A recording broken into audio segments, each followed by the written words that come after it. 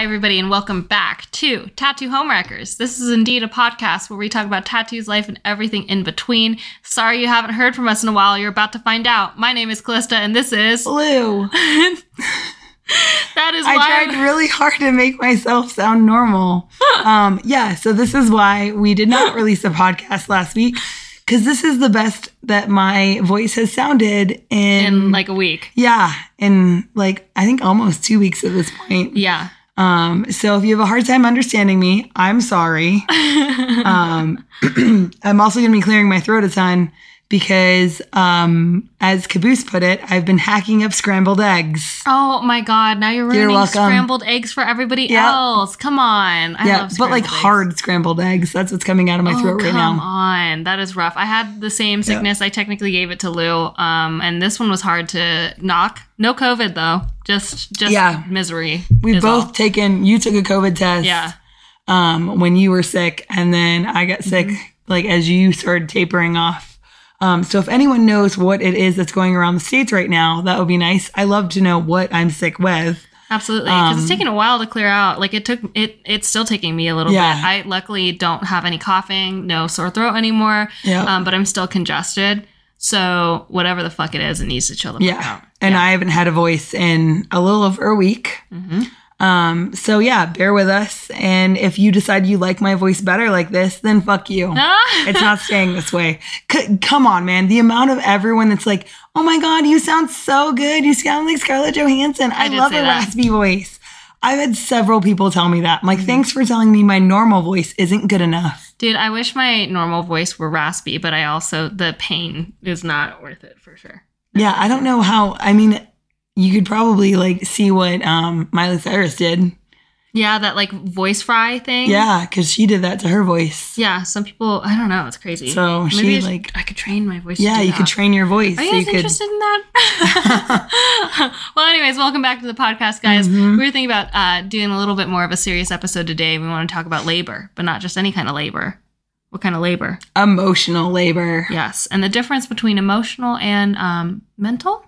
Yeah, well, the mental load. Okay. Because the mental load is something you hear quite a bit, which if you think about like your household, typically the mental load is going to, and before any of you come for me, I'm going to stick with like pretty heteronormative like standards because that's the easiest and that's also where the most research has been done. Yeah. They're still constantly doing more research, but we don't have as extensive research in like non-heterotypical fucking relationships. So when, just to give a couple examples, if you are the planner, then you're carrying the mental load.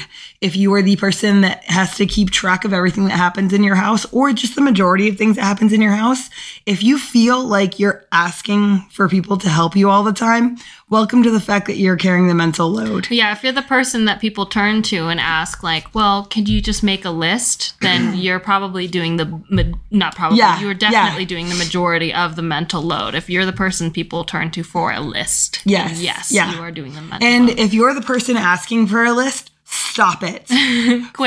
Stop it. No more. Because as the person who carries the mental load, which in the average, like, heterosexual, heteronormative household between like a man and a woman, that's going to be the woman because we are conditioned as small children to be able to be planners, to think about other people. Boys are conditioned to not think about other people. Big on the thinking of other people because I think that's where a lot of also emotional labor kind of come into play. Yeah, and that's where emotional labor does come in. Absolutely. And these two overlap a lot, but they are distinctly different. Yeah, I was going to say, let's talk about the differences between emotional and mental. Okay, so mental is, I am always like thinking of like, what needs to be done. I'm carrying the weight of all the planning and then sometimes delegating out the execution, which is that whole give me a list part, is that I've already done all the fucking planning and now you're going to come in and just execute it. Yep. You also don't get full credit. That's kind of the difference between a manager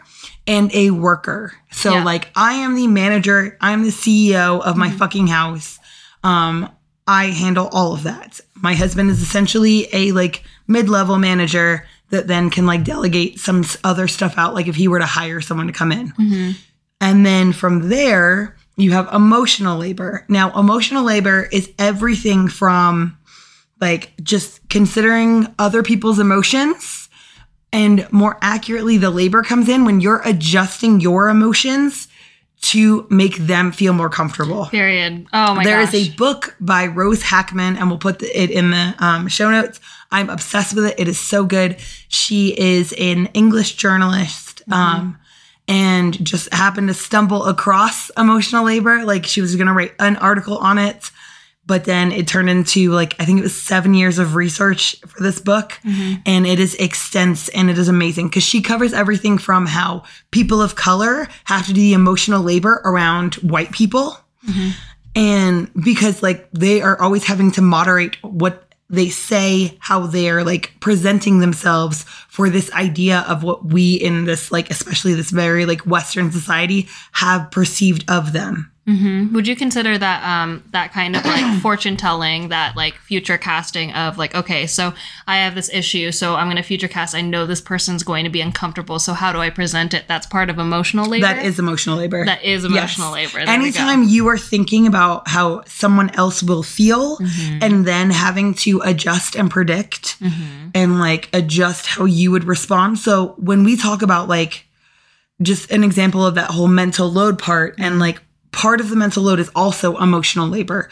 So when I am trying to like politely ask Caboose to do something and I'm like, okay, I want to make sure I don't make him feel bad for forgetting this thing again. So I need to make sure that I word it in such a nice way that way he doesn't feel bad. All of that is emotional labor. All of the like figuring out how to say stuff. A perfect example of emotional labor that like most people have worked customer service is literally customer service. It's that you're having a bad day and you have to like smile and fawn and be so happy so that way you can be perceived as doing your job well. Even if your job does not, like, technically my job is just stabbing people in a decorative manner. Why the fuck do I need to have a smile on my face? For sure. But we know, we do as like, you know, female presenting tattoo artists, that if I do not have makeup on, if I do not do my hair, if I do not look a certain level of like professional and or attractive, I will not get tipped. Absolutely. And that's part of that. I think that labor inequality that we're probably going to go into, because there's no way to avoid it when we're talking about emotional labor and the mental load, is the fact that it is so unequal. Unequal.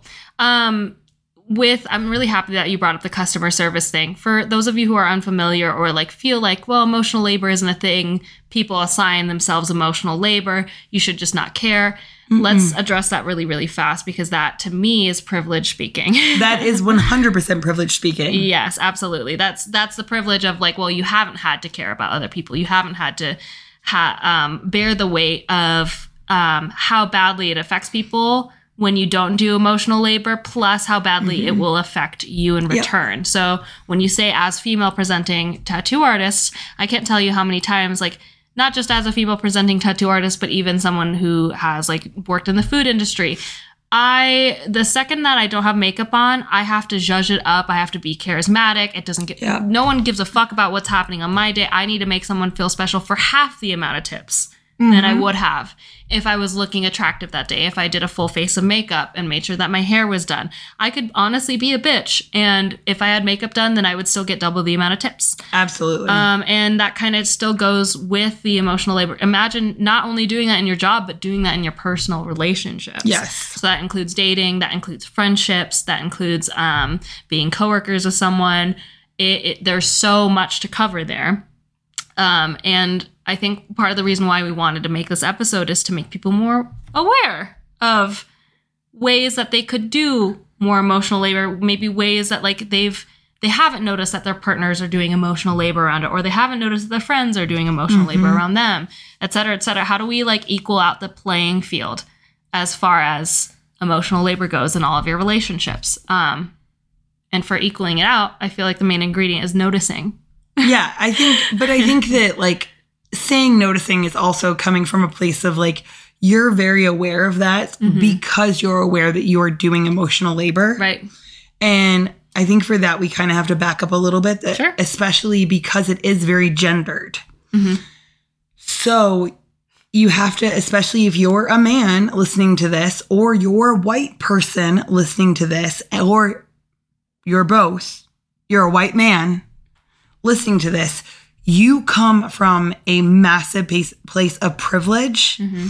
And being aware of that. And I think that that is one of the biggest things that I've seen, even like discussing it with Caboose and then with a lot of my like guy friends, especially my white guy friends and my like white male clients, is that a lot of them do not want to sit in this place of recognizing their privilege, because it's that same thing of like, we understand that there's inequities when it comes to money, where it's like, hey, look, my interest rate is higher than Caboose's purely because I have a vulva. We know that interest rates are higher for people of color than for white people when it comes to mortgages, when it comes to credit cards. We know this. And so most people sit in a place where they're like, oh, well, no, it's not. That's not true. But there's statistics to back it up.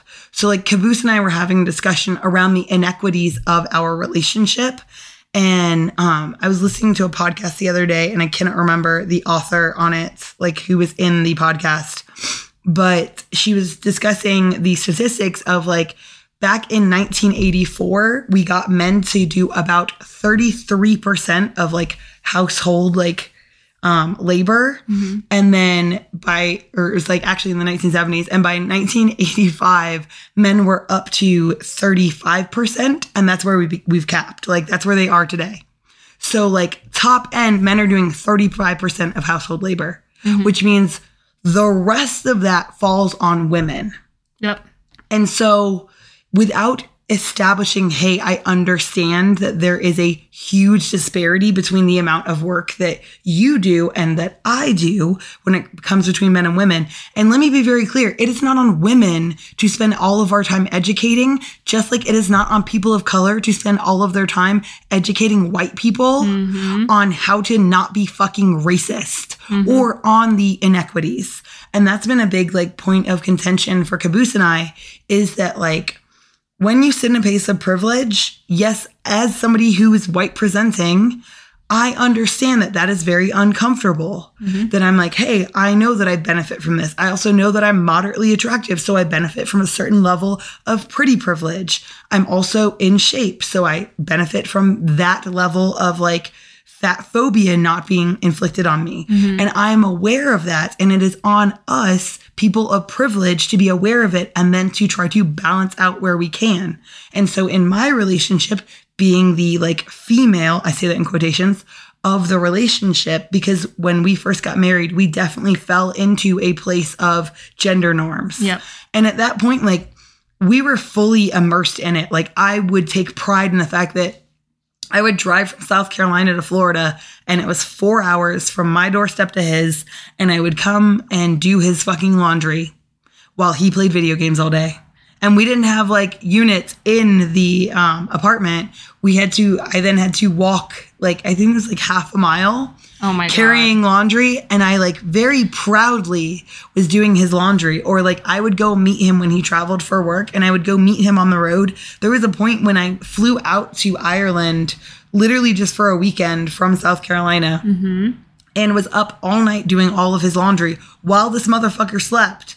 So that way he had clean clothes and he didn't have to worry about it. Excuse me. Let's talk about that heteronormative, basic format in which women are expected to be grateful to do that stuff, expected to be grateful to do that kind of labor for their partners, knowing damn well that not only did you do the labor of doing laundry, you did the labor around like the mental gymnastics of feeling grateful about it. And then the labor of driving to and from there. Well, and the labor around the fact that like, he would be like, oh, I feel bad. And I'd be like, no, I love it. I'm so happy to serve you. Straight the fuck up. And that's the thing, is that like, and don't get me wrong, it's not like I didn't fucking have a more than full-time job. Like I've either owned a business or been in I've been in the tattoo industry since I was 16 years old. And at that point, I was working 60 hours a week, much like now. I actually work a little bit less now. I'm probably like 55 hours. But yeah, we're crushing it over here. But that's the thing, is that like, we fell into that. So then I, of course, was the person to like come out of it first, to be like, dude, I'm constantly burned out. I'm exhausted. And we've been together for 17 years. And it's only been over the last like couple months where he's been like, how do we equal out this inequity? And this is a little fucking TMI here, but whatever. He asked like in therapy, like in our couples counseling the last time we were in there, like, how do we equal it out? And our therapist had like suggested to me, she's like, well, why don't you make him a list? And at that point I was like, deuces, I'm done. This is I'm not making a fucking list for him. Like, he is a grown ass adult.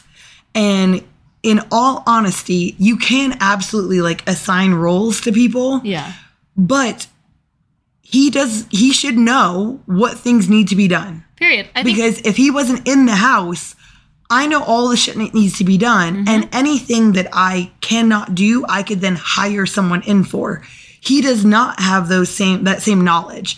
And most men believe they do. And this is one of the things that I want to touch on really fast. It's because of the fact that most men join in at the decision-making part. So the example that was given in the podcast that I just recently listened to, that we'll put in the show notes, the podcast is We Can Do Hard Things with Glennon Doyle.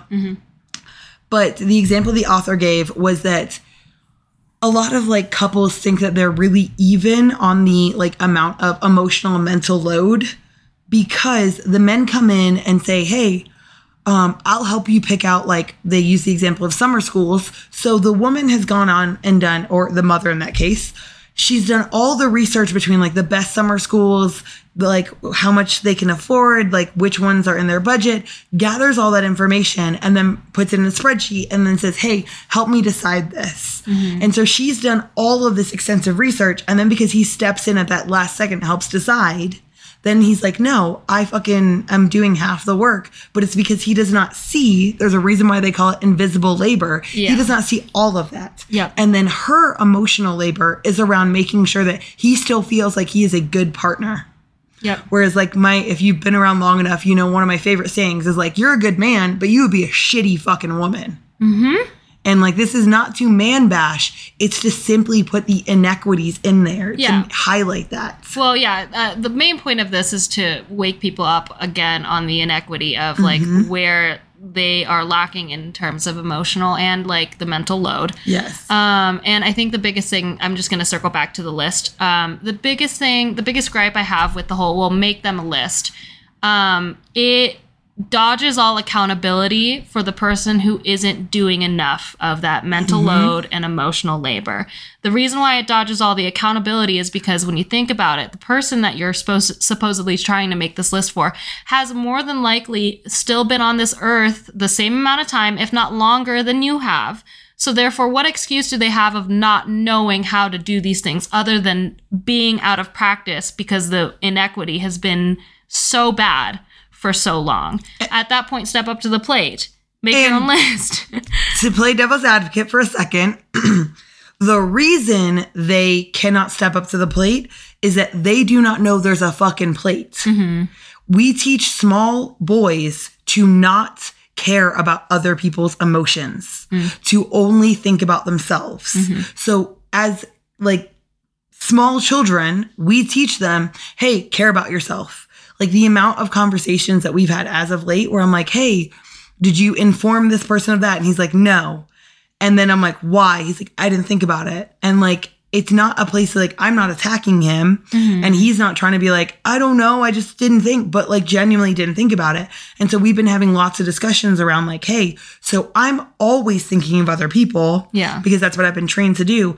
And if you're thinking like, oh, that's just you, no, the fuck it's not. That's every fucking person who was raised as a female has been taught since a small child to think about other people.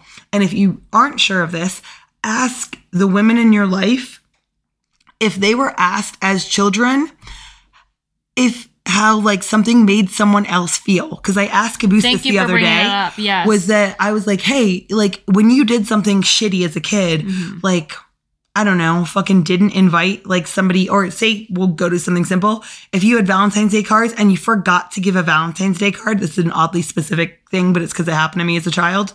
I forgot to give someone in my class a Valentine's Day card. I found it in my book bag that like night when I went home, and my mom was like, well, how would you feel if you didn't get a Valentine's Day card, if everyone else got one but you? And I told Caboose this, and I was like, hey, were you ever asked that as a child? How, like, what your actions did would make someone else feel? And he looked at me like, what a novel fucking concept. He was like, no, I was never asked that as a child. Because we don't teach men to think about other people, which means that the awareness needs to be on the side of men. The same as like the awareness around racism needs to be on white people. We are the people that can actually be like, oh shit, like I see the way that people treat you very differently from the way people treat me. And that's on me to then call them out on it, because when you call them out, because of that already power dynamic that happens within our system, you're then like, oh no, I can't do it. So same as like, now that Caboose is aware of the like emotional and mental labor differences, it's on him to then help educate other men. No, absolutely. That makes a lot of sense. That was at the end of the silence. I was like, whoa. That's because I was like, my throat is dying. Oh, I'm sorry. Yeah, no, I think that like, I mean, it makes a lot of sense when we think about it, because those neural pathways haven't been like formed. That we watched this video recently about like habit changing. And this is almost the same thing where it's like that awareness of other people's feelings hasn't been like taught. Your brain is a jungle. And your neural pathways are essentially like paved roads, right? You're going to take the paved road because that's already been done. You've already trekked it a million times over. That's easy. But when it comes to like going and taking, again, a trail that like isn't as familiar, a little bit of a harder hike, that makes sense. It's not your knee-jerk reaction to do this. And that's how we, I guess, are supposed to break this like labor inequality is by taking the harder path. It also being real with yourself, and then also asking yourself like, okay, like, my biggest thing is the fact that people want an equal relationship until the point where they are expected to do the equal amount of labor. Yes. I've been saying this for a lot too. The different way I say it too is people want, they like to say that they want an independent woman to be with, but then the moment she starts being independent, all of a sudden it's hard. Choose your hard. Yeah. You know? And then, to build on that, because like we talk a lot about our relationships. So when Caboose and I were having a conversation about the fact that I was like, hey, it feels like I'm alone in this. Like I'm alone in the thinking of our family and like planning everything. And he was like, so like no one shows up? And then I was like, well, I'm trying to once again do the emotional labor around the fact that I'm not trying to make you feel shitty. But I'm like, no, Callie does. I was like, Callie's the first person in my life that has ever like highlighted the parts of me that everyone else suppresses. You're the only person that in my life that was like, yo, you're still part brown, dude. Like that. And that's something that like I get like diminished a lot for and have a really hard time like recognizing that part, because like, I mean, I told someone the other day the fact that like I'm technically an immigrant because I wasn't born here. And this client told me, you're white, you don't count. Oh my God. Which is the most like diminishing and, you know, like kind of racist thing to say as well. Because when it comes to like, you know, people who are mixed, who tend to be more white presenting, you never want to assume that they're just white. I thought that we were past that, but clearly as a society, we are not. And then B, culturally, I mean, you know how to do a lot more things than I know how to do in my culture. I wasn't taught how to like, just to give an example out there, I wasn't taught how to fold lumpia. I had to teach myself when I was an adult. But like as a child, you were taught how to, you know, make pinatas and make tamales. And like that is something that like, but because I'm brown, you know, and I'm not white presenting, I can't imagine how it must feel to have someone constantly be like, well, you don't count. You don't count. You don't count. Go in the discard bin, essentially. Fucked up. And that's what we were like when him and I were talking. I was like, she's the person that like doesn't take when I am like stressed and overwhelmed, because I tend to carry a lot more mental load in our like larger friend group and within our household. And you don't take that and say, hey, I'm going to make you feel guilty for that. And that's one of those things that I wanted to touch on as well with like, ideally you want the mental load and the emotional load to be even. So like, it's not always going to be even. For the last couple of weeks, like Caboose and I have had some really hard weeks where we've been like trying to figure out the dynamics of like what we're doing in our marriage and how we want our marriage to look. And like with him feeling like very shameful around like these things. And so you've had to like hold me a lot in the fact that I'm just like, fuck, I'm so stressed. I'm so tired. I can't believe I'm still having these fights after all this time. And like, it's been a very much like, I'm sure you feel the same way. I don't know. I can't speak for you. That like you've been supporting me emotionally a lot lately, but we go back and forth. So there's times when I'm like, hey, I got you. And then there's times when you say, hey, I got you. Oh, we volley is what we like to say. We volley back and forth really well. And that's what you want. You don't want it to be a case of like, hey, I'm the only person. And then to be like, to give Caboose his fucking credit, I told him there was like, hey, there's some stuff because we're trying to like sort some big things in our life.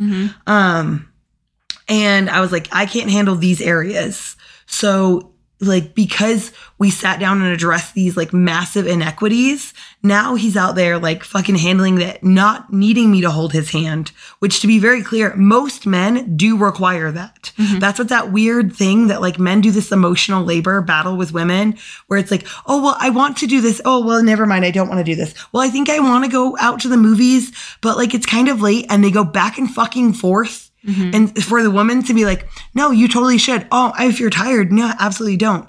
And like put all of it on us. And we have to do the emotional labor of making the decision for them.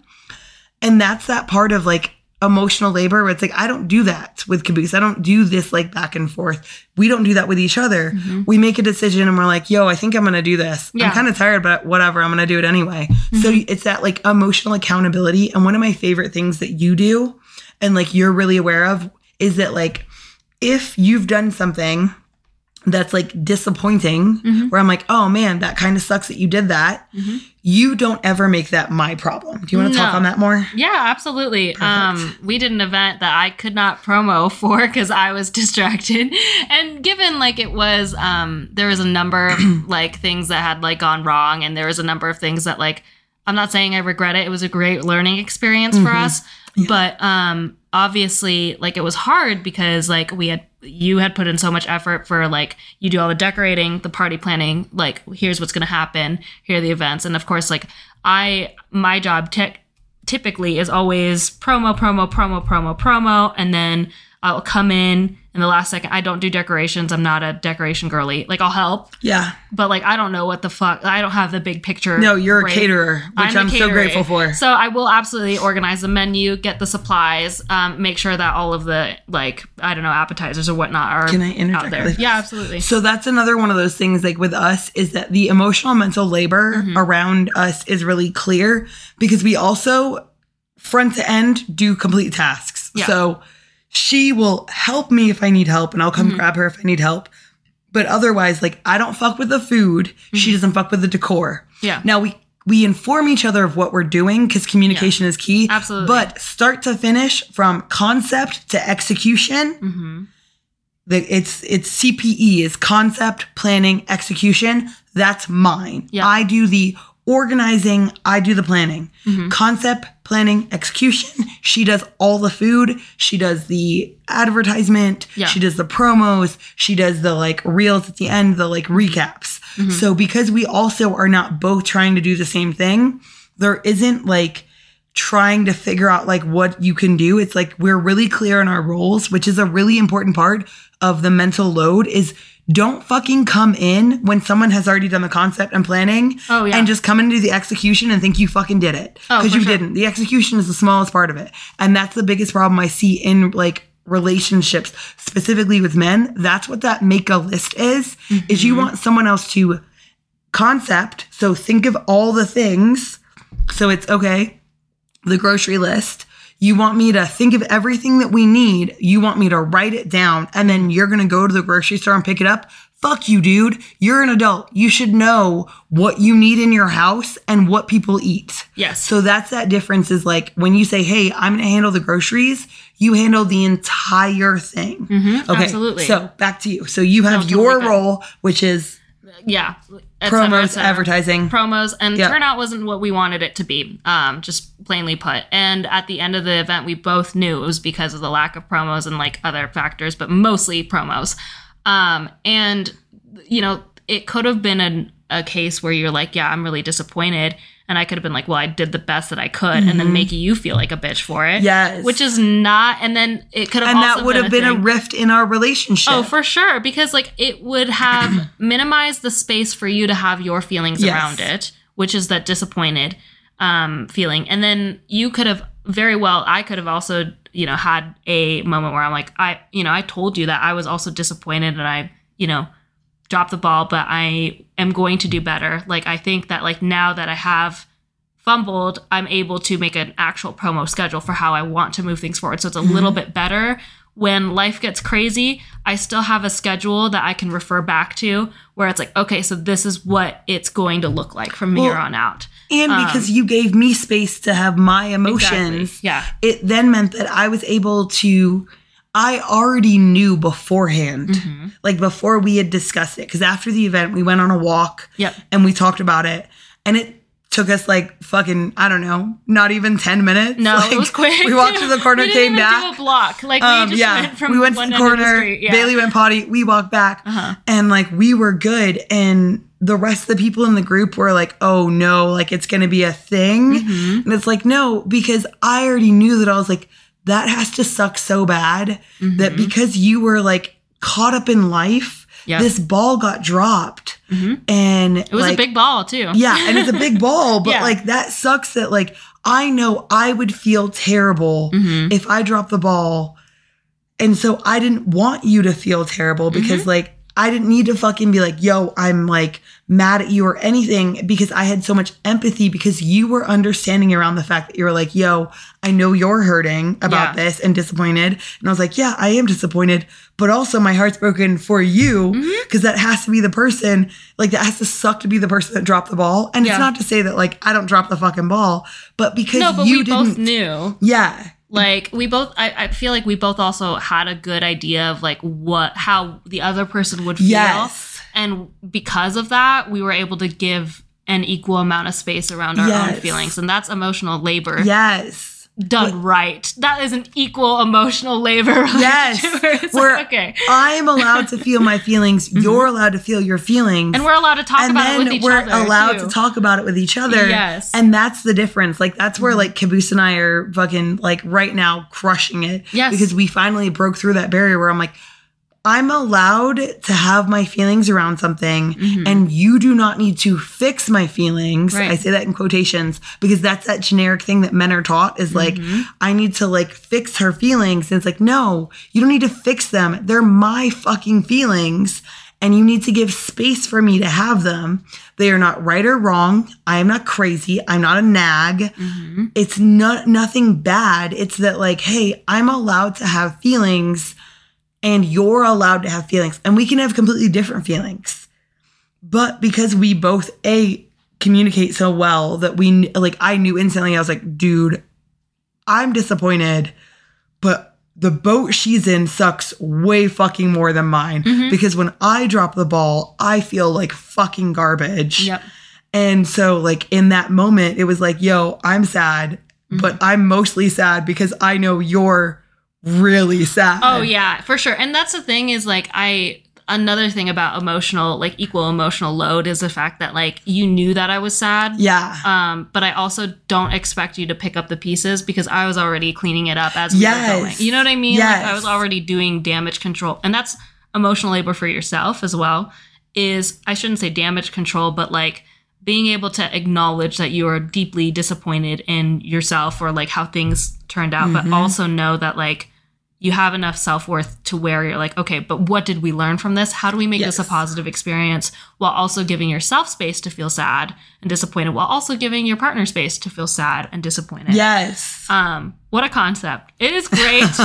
It is a lot of work, but it is so fucking worth it. And by a lot of work, at some point, that neural pathway will become a road. And at that point, it's like, okay, great. Yeah, oh shit, I tripped a little bit on the road, but like at least it's a road. Yeah, because hiking. I don't know about you, but I didn't feel like it was difficult for me personally to like be in a place where I was like, okay, I'm upset, but I have more like empathy for you than I even do for like any sort of like disappointment for myself.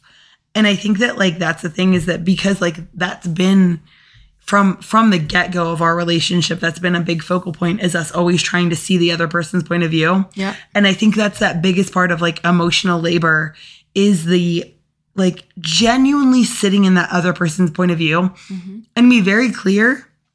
I think everyone thinks they're better at it than they actually are. Yeah. I think everyone's like, oh my gosh, no, I know exactly that. And it's like, do you though? Because like, we don't know. We always are curious and asking. So it's like, hey, like, what do you feel around that? Like, what is that? Or like, we'll throw out an idea for the other person. Like, is it this? And then with curiosity, be like, oh no, it's not that. And I'm like, oh no, please tell me more. So it's about being curious around other people's like emotions with it. Oh my gosh, yes. Be curious. Don't assume people's emotions. And also, like, don't get me wrong. Like, I can make an educated guess around, like, that situation. I made an educated guess around how you were probably feeling. But it's also having the space to know that that could be wrong and being okay with that, too. Well, and then you sat with me in the fact that, like, I have trauma around people not showing up. For sure. Because that's happened to me a lot. Yeah. So like the very first, our grand opening, that was my biggest fear, because I was like, oh no. Yeah, what if no one shows up? Most big things in my life, like when we eventually move to New Zealand and we have our like Bye Barbie going away party, I will have the same fear of like, Caboose and I have had multiple going away parties and most of the time people don't show up. Yep. I won't do one at a restaurant. I know that for fucking certain. Because every time we've done it at a restaurant, it's just been like a handful of people when 50 people RSVP'd. Totally. So we learned our lesson there. But like, I have specific trauma, and because we talk about hard things and because you really pay attention to it, because I think that's like one of my big things that I just want to like touch on real fast, is that like there has been this thing that I've noticed that's been a continuous thing with like watching like the way that men interact, is that they tend to say, I didn't know that it was such a big deal. And that tends to be part of that. Like, I feel like it's the emotional minimizing that we do to boys. And then it turns into men, that men are like, well, it's not a big deal, which means that then like when we'll ask Caboose, like, wait, how did you not know that was important? He'll be like, I didn't know it was a big deal. And I use him as an example just because he's like the easiest man for me to grab onto. But that has been the case across like a lot. Sorry. A lot of relationships, is that men will be like, I didn't know that was a big deal. So maybe sitting as a like man, or if you tend to be a person that says that a lot, is like sitting with why you're minimizing other people's things. Yeah, because I feel like, again, educated guess, if you're minimizing other people's emotions, it's probably because you minimize yourself a lot. Yes. And your own feelings a lot, which is also not like the healthiest. It's pretty unhealthy, actually. I should stop sugarcoating it.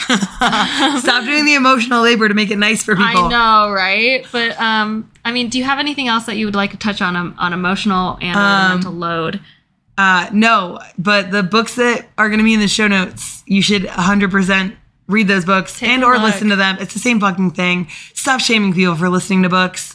If you're like myself, you're always on the go, so you love Audible. For sure. Or like, this is not an ad for Audible. We're not sponsored by also, Audible. Spotify has fucking audiobooks. I'm listening to Emotional Labor by Rose Hackman on Audible. I'm also listening to The Tragedy of Heterosexuality, which is hilarious and very educational, by a self-proclaimed feminist lesbian. And it's amazing and hilarious. And yes, it is tragic to be in a heterosexual relationship, because you fall into gender norms that we teach small children continue to teach them. Well, I mean, not to interrupt, but the fact that like we listened to this podcast episode about emotional labor, and one of the only solutions moving forward is teaching your sons to recognize emotional labor and start recognizing. And that doesn't solve the problem for the women today that are dating around, the men that are dating around. It doesn't solve the issue for them. That means that like we have to go back and deprogram a lot of things